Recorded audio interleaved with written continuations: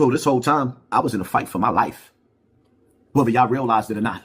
So now, John Doe comes into play. John Doe saw how Hassan Campbell was getting stomped out all over the internet with the digital COINTELPRO and all the attacks and people coming close and acting like they cool and then attacking me. John Doe decided to go on this journey behind the scenes. John Doe, along with Layla Wells, fought tooth and nail for 3 years straight, maybe longer than that. John Doe was fighting behind the scenes.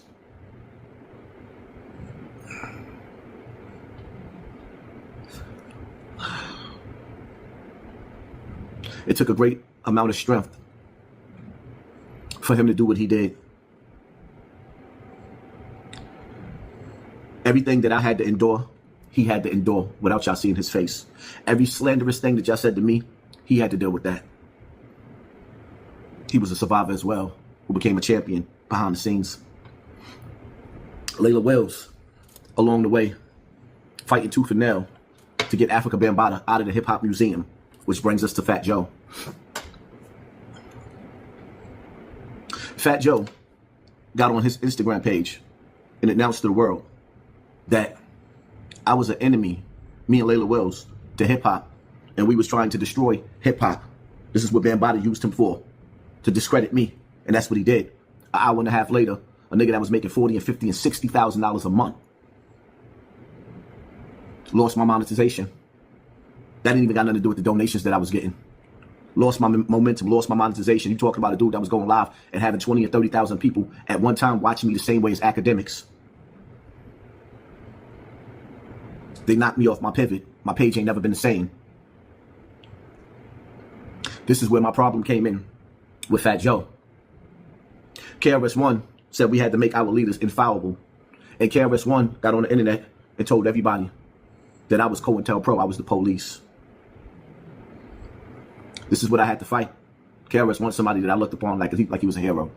Mr. 13 and good. So Layla Wells,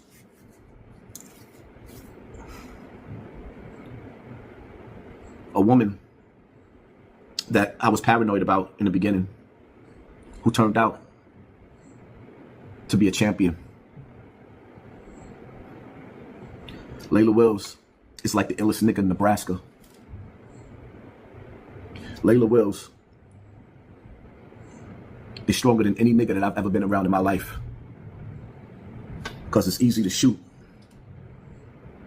But she had to go against the public opinion. And she strapped up and laced on her boots. And she never stopped trooping. It even got to the point where I got tired. I just couldn't take it no more.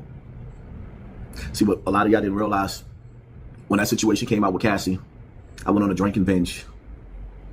When I went outside the Bronx River, I didn't plan on coming back home.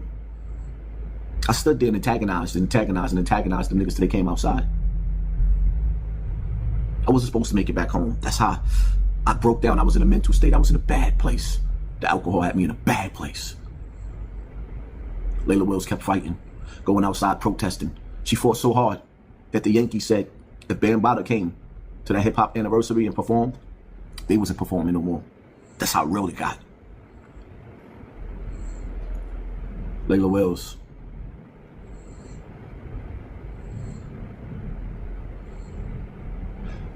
I can't even find the words to tell you how much I appreciate you and what you did for me. And once again, I have to apologize in front of the world because I flipped on Layla Wells because of my paranoia. I didn't know who I could trust. I went through a lot of ugliness just dealing with this topic. Now, what brings us, because I don't want to make this too long,